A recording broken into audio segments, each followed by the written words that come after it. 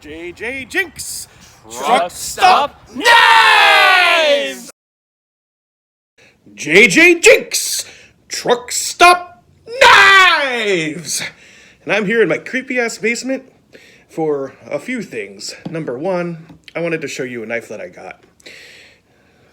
This is called the Svord Peasant. Not sure if I'm pronouncing the sword part correctly, because if you look at the lettering, it's kind of Scandinavian-esque in spelling. It's S-V-O-R-D. It's got umlauts on the O, and it's a very simple knife. It's basically these flathead screws holding together two plastic pieces for the handle. There's a pin which stops the blade once it's fully opened, and there's nothing really securing it into place except for your own hand when you go to use it. It's made out of carbon steel, which has been very roughly cut, and I think there's a single grind on that edge, and then there's a little hole in the back. But they're really inexpensive. This one I think I paid $13 for from the company's Amazon storefront. And the reason why I wanted to get it was because it was recently featured on another YouTuber's channel, a guy named Wranglestar. And he had a couple of these, and one thing I forgot to mention is that this is the mini version of the Svord Peasant. There's also a larger one, which is only like $5 more. Unless you wanted an orange. For some reason, the orange ones cost like an extra $10. Maybe they're just really popular, I don't know. And he had nice things to say about it. He didn't like the big one too much, but then he sort of discovered the little one, or he found it or something. And he was like, yeah, you know what? It fits in the pocket. I mean, there's no clip. You just close it up and toss it in. And then when I went to the Amazon storefront, I did see in a lot of the reviews, people were saying, yeah, I saw Wranglestar had this, so I got one too. Some people thought it was crap. Like, yeah, it's carbon steel. It doesn't hold an edge. You could put a nice edge on it. It just doesn't last very long, and that's the trade-off for bad steel. But you can make any steel sharp, and it's also prone to rusting. So you should probably put a little bit of oil on it before you toss it in your toolbox if you want to prevent that. And that's pretty much all there is to it. It's a very simple design, and it's pretty comfortable. The grips are actually a little bit kind of grippy. I don't know what kind of plastic it is. Probably just polypropylene or something.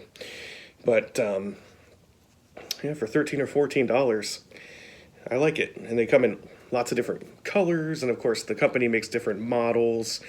And it came in this neat little pouch.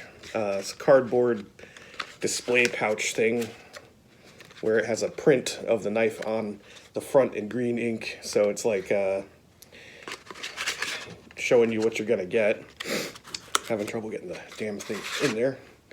Yeah, except I put it in backwards, whatever.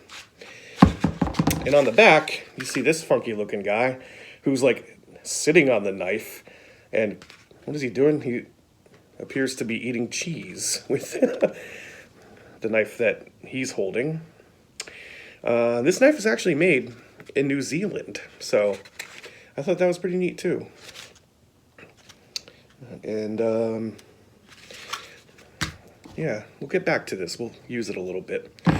Now, another purchase I made recently, I found out that down the street there's a guy who has a little business out of a flea market, but he's an official vendor for a lot of big names. He sells Benchmade, Spyderco, Buck, ZT, you know, all the usual ones. But he also has a lot of Bud K crap, and I liked that because there was like Mall Ninja shit in the same display case as like CRKT and Benchmade, and I was like, oh man, this guy's one after my own heart. And I got chatting with him, and I'll bring him up again in another video for another reason. But I did buy a couple of things from him. One of them was this tactical pen. So it just kind of looks like a normal pen. It writes. It's got some ink in it. But if you pull, it's got a knife in it. Not a very good one. It's a single grind. It's got serrations. It's pointy, and it's just kind of a novelty item, and you know how I love those. So I got to ask the eternal question: which one is mightier, the sword or the pen? Well, let's find out. I'm going to test each. Oh yeah, you can kind of do that too. And the test will be to open this package, which I got from my friend Tristan Barnett. So this was a part of an exchange. It was his birthday, so I got him a couple gifts, and in exchange, he sent me this box. I don't know what's in it, so let's find out. Normally there's like a pull tab on these things, but I'm not seeing that, so... All right, first, the sword. That didn't do much. The tip's not much of a tip on it. It's pretty dull there, but if I can work it in, there we go.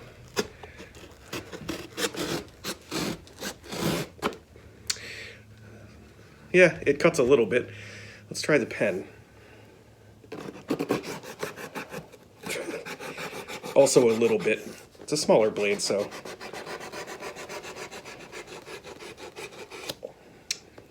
It cuts. I'm going to shake the table a little bit when I put the package down on it. So I'm still working on decorating my basement, getting the lighting all fixed up. I put this one in. It's just your fluorescent tube lightings full of poisonous vapor. But it was so bright, it overexposed everything in the camera, so I got to think of something else. But that's okay. Work in progress. Okay, Tristan, let's see what I got. Well, I see there's a whole bunch of stuff wrapped up in here. So I think in that quick test, I would say that the sword was mightier, but that's just because it's a bad design for the pen. Maybe it wasn't a fair test. Okay, we got bubble wrap and cellophane tape. I will don the sword. I don't want to damage this thing. It feels like a knife. Not unexpected. And so it is. All right. What do we got here? This appears to be a wooden handle, probably handmade, maybe repurposed from a broomstick or something like that. This leather is also handcrafted from, I don't know what, I saw a bunch of videos of Tristan cutting stuff up. It could have been that briefcase, it could have been that gnarly couch with like dead bugs in it. Maybe it was the couch. And here's the blade. Oh, interesting. So it is obviously a fixed blade. We got a drop point on the end, and I'm noticing all these lines running along it, which leads me to believe that this knife was made from a file, which has been smoothed out a bit, but still you can see some of the lines. But that's fine. I like that. If you're going to make a blade out of a file, might as well use some of the features already built in as a fashion statement. And it looks like it was a pretty old file. I can see some pitting in there. And I kind of like it. It's a very sort of basic kind of dagger. The hilt guard looks like it's a piece of brass that's been cut and shaped. Yeah, this is Tristan Barnett craftsmanship. Yeah, very nice. Thank you, man. Okay, let's see what else is in there. I'm just gonna take them all out because, holy shit. Okay, there's number 2. There's a lot of them. 3, 4, 5, 6. Oh my god, dude. 7, 8. Oh, there's more? 9? 10, including the one I just opened, right? Or did I count that one? Well, there's another one here, but I don't think this is a knife. Tristan, are you sending me evidence? Should I? You want me to dispose of this, right? I could throw it in a lake or something. We'll talk. All right. Well, I'm going to start with this little one. Geez, thank you, man. You sent me so much. How many hours of work does this represent? Wow. I'm going to have to, like, decorate my whole wall behind me with your stuff. Right now it's just a bunch of random tools that the old owners left here, which I don't mind. Free tools, because they couldn't get rid of them in the estate sale from before I bought the house. It's like a moth coming out of its cocoon. Okay, well, that's interesting because this appears to be a similar style knife to the Svord. We have a single rivet pivot at the end of this raptor tooth, T-Rex tooth, some kind of ancient tooth. No, it's a horn. It's like the tip of a horn. And you see it folds out, and I guess the idea is you hold it here at the end so that it stabilizes the blade. Although you could put a pin to prevent over travel, but that's just more work. Yeah, so the way this was constructed is there was a slot cut through the horn, and then the pin was just put through the top with the blade on it. So it's sort of a razor style, although judging by the shape of the blade, I don't think you'd want to possibly get any of what's on this into your bloodstream in the case of a cut. So if this just looks like an old sheet of metal that or something that's just a bit corroded, but that's okay. I like knives with character. That's one of the things I liked about the Svord too, because people were some complained about how rough cut the metal is on this thing. You can see that it's not consistent, but that's because they're inexpensive, and each one is different, so it gives it some character. And that's what I like about this knife. It's got character. I'm curious to know what this is made from. And then it's got an edge on it. Yeah, so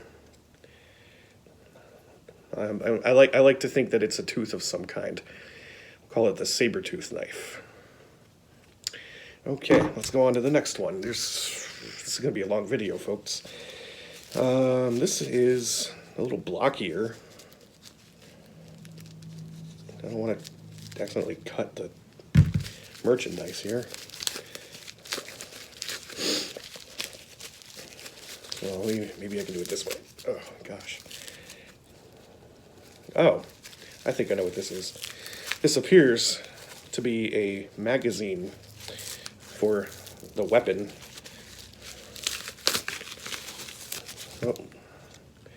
And it's covered in some kind of goo. Tristan, what have you done? I won't tell anyone.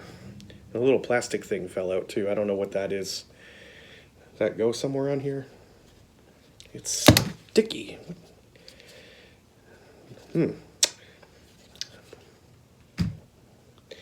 Okay, move on to the next thing. Well, I might as well open the gun now, right? So, yeah, this is obviously an airsoft gun, which I know Tristan is into. He's got some airsoft guns. I got some airsoft guns from way back in the day when my friends and I were into that sort of thing. Somewhere. They might be down at my mother's house in Florida in storage somewhere. That's how long ago it was when we were into that stuff. Talking, it's probably the late 90s, early 2000s. And we didn't really play it that much. Most of the time we just messed around and like fired into the woods, and there were a couple times we would shoot at each other. Like with airsoft, you just got to be careful about your face. But just for fun, my friend, the Grand Chahi, and I used to do this thing where we would stand back to back, walk 10 paces, turn and shoot kind of thing. This one time, I fired one of the little plastic things. It went right down his throat. So this is what I saw. I turned and I fired at him, and he just stood there and was like, and I was like, oh my God, I fucking killed him. And then he spit it out, and we had a good laugh. So this is modeled after a Colt 1911, which is pretty ubiquitous. It's like when people who don't even really know about guns think of a handgun, this is probably one of them that comes to mind. This or like a Glock or something. And how do I use it? Well, the clip obviously goes into here. Magazine. It's a magazine. And then how do I get it out? Oh, okay. The safety, where normally where the safety would be, I think is where you get it in and out by pushing a button, but that's not working. And I believe this little lever might be the safety, except I don't really know how to use this thing. And you're supposed to be able to cock it back up. There we go. And that cocks it. Now I don't have anything in it, but if I did, it would have fired just then. This is great. Thank you, Tristan. I just got to figure out how to get the magazine out. Maybe that sticky stuff is causing it to stay in there, but I'll figure it out. Wow, thank you. I was not expecting that at all. I was expecting knives. So let's open another one, shall we? So, the way that I first got to know Tristan was years ago. I was interested in learning a little bit about how to make knives, like in your garage, tool shop, or basement. So I found some videos of people, sort of amateur fabricators, knife makers, making stuff at home. There's a lot of videos like that. I'm not talking about forging metal and heat treating and all that stuff, just using some basic tools. And that's how I stumbled across Tristan. He's got a crap ton of videos where he's in his little shed or something with his sanding belt, his angle grinder, and that's mostly what he uses, really, but just simple tools that like everyone has. And he makes knives out of all kinds of crazy stuff, like probably like this one. So this is black leather for the sheath. A handle with what is that? It's just the word escapes me. It's that fibrous twine sort of stuff. And oh, interesting. So there's that. It looks like it was a metal tube. It's hollow, right? Yeah, see that?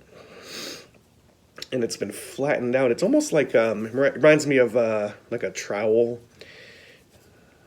of some kind. And then it's been fashioned into a clip point blade. That's where this piece at the end got nipped off a little bit, circumcised. And it's painted black, which if this was repurposed from a tool, maybe that was the original finish. Well, that's neat. This is the kind of stuff I like. It's repurposed, and it's creative and unique.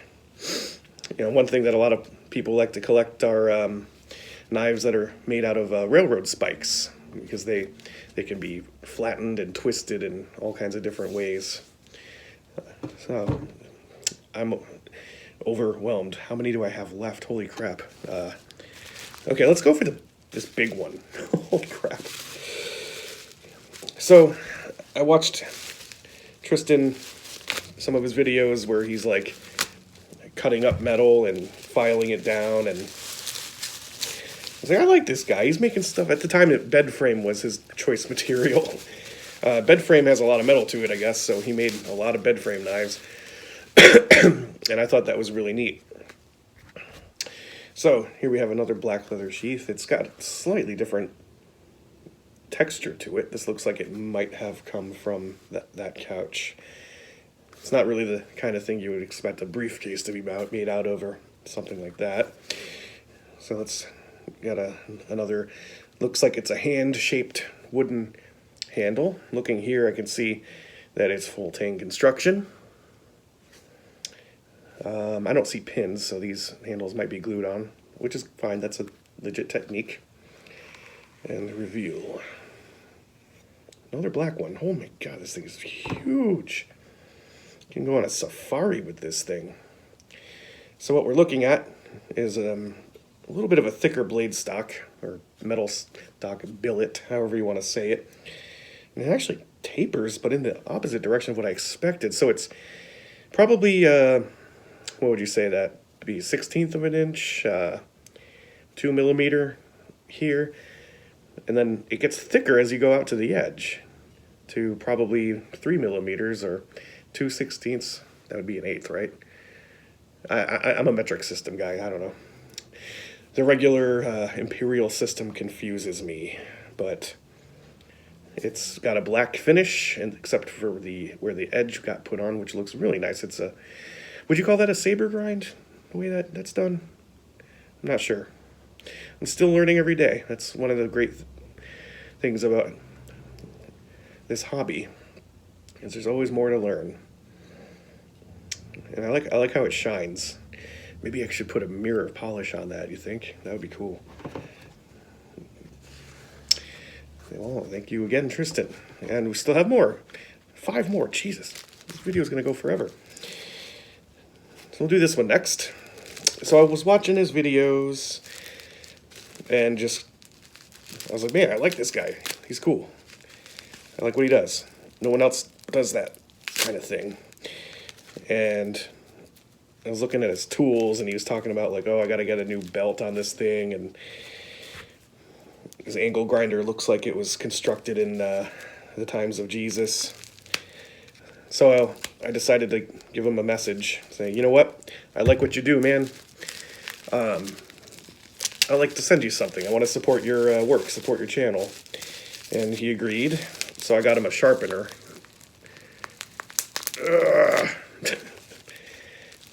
And that's kind of where it all started. So in exchange for getting him a sharpener, he fabricated, created a knife for me. I still have it. And then we just kind of went back and forth since then. I would get him something, he would get me something.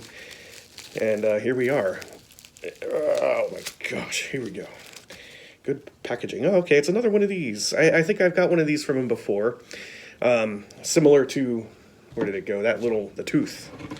The tooth. Except this one's just bigger. So this one will be Raptor Claw. Yeah, that's what this is. So again, same construction. The slot's cut out. It's riveted at the end. And then you get a big old blade. Oh my, look at that. This looks like a steak knife. And it's shiny. You can see me staring back at it. And it says something on this. I can't read it. I won't be able to read it because of the reflection. Old Homestead, Lifetime Cutlery, Stainless Japan. So it's a Japanese steak knife kind of deal. Okay. I like the style. It's simple. Simplicity can be a good thing. And then when it closes, it just goes right into the little slot that's grooved into it. Oh, okay. And I got a claw, a tooth, a sword. Now I just need, what else do you need there? A fang. I guess that is a tooth. Whatever. So then, I continued watching Tristan's videos and saw he was into more than just making knives. He has other interests as well. I was entertained by the videos where he harvests leather from stuff that he dumpster dives for, which I think he should actually film the dumpster diving experience. Like a documentary style. That I would watch that all day. All day. Because then you can see all the crap that you find that that you don't bring home, you know? And all the dead bodies and needles. There we go. Okay, this has a different kind of material. It's kind of a suede. Very soft. It smells kind of weird. This feels like, I don't know. Some kind of clothing, I would imagine, because it's so soft. Or maybe furniture of some kind. Don't know. And here we have another wooden handle that's been finished to be flush with the tang, which is full. And let's see what this looks like. Ooh, that's different. So here we have what appears to be a spear point type of blade, where it looks like it's got an edge on both sides, and then the edges come together in the center, so it's symmetrical. And Conan pose. There's no original coating on this. The whole thing has been ground. I kind of like that effect. That's neat. So it's sort of I don't know what you would call it. Not quite a dagger. It's a spear point fixed blade knife. Tristan Barnett. Alright. I don't want the video to go on forever and ever, so just got a couple more to go. And so this sword Peasant, I've already said this, but it doesn't have a good point to it, and I don't want to cut it like that. You know what? Maybe I should use the pen. The pen does have a really sharp point. Yeah, that works. I might have to change my conclusion to that contest.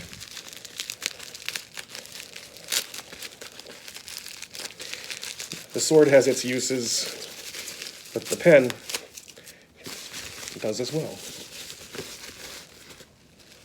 All right, we got another leather sheath.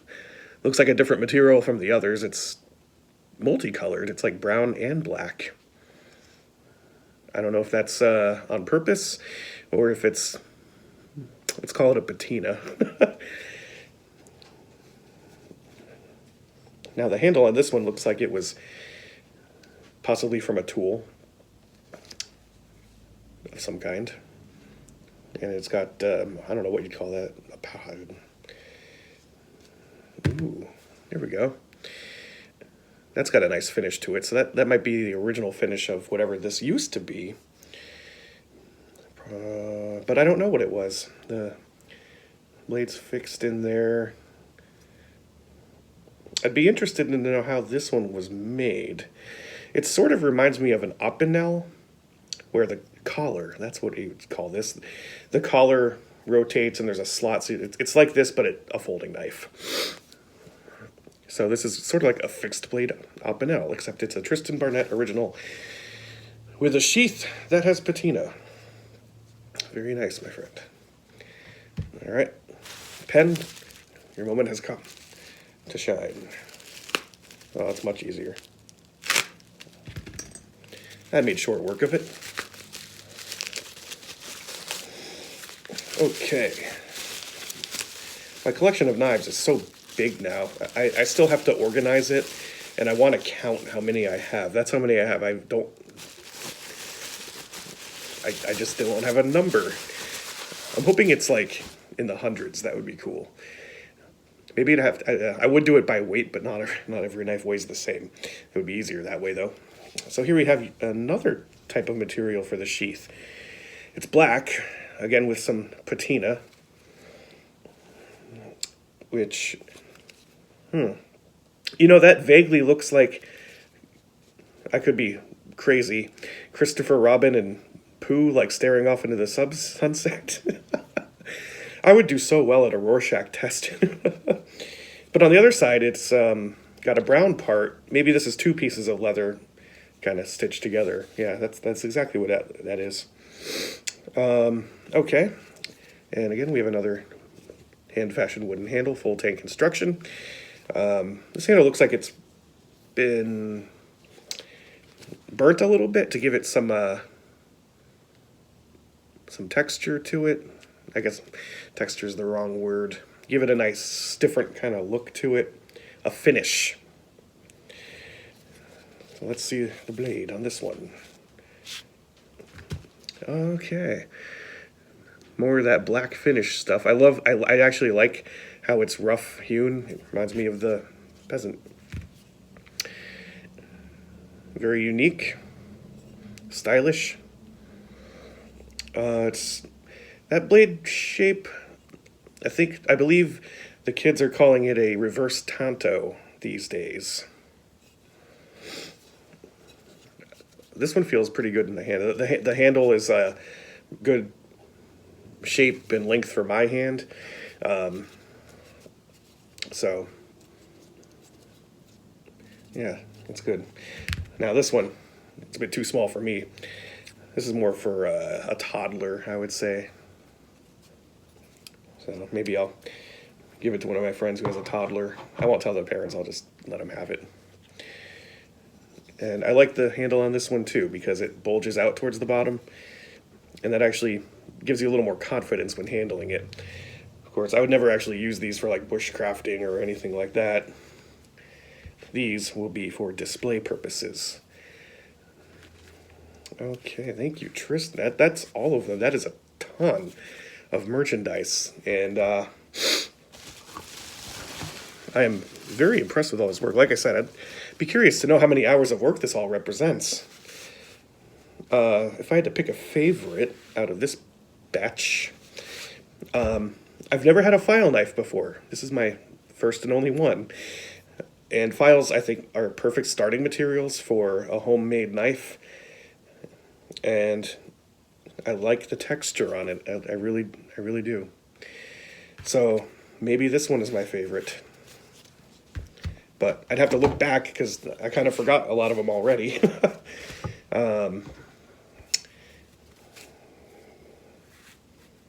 Yeah, I'm just gonna call that one my favorite. The file knife. It's also like the biggest one. Oh, not that one. Where did it go? There's so many. I've lost it. Here it is. Well, thank you very much again, Tristan Barnett. And as far as the sword versus the pen, I gave them both an equal chance using equal material, and I think the pen won. Funny enough, you can still use it as a pen with the blade out, which I highly recommend, especially for young children. As far as this thing goes, maybe I don't have any of the airsoft pellets. Wow, that's not quiet at all. And I'll have to figure out how to get the magazine. Oh, it says something on it. Responder 911. That's might be hard to read. Responder 911. 911. Yeah, shouldn't that be 1911? I don't know. Well, I'm going to clean up all this plastic and find a place for all these knives and call it a day. This has been JJJinks Truck Stop Knives!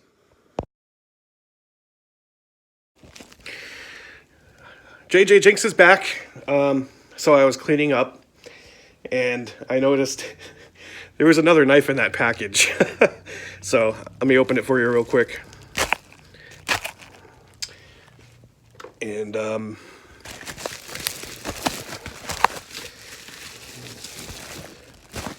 show it to you.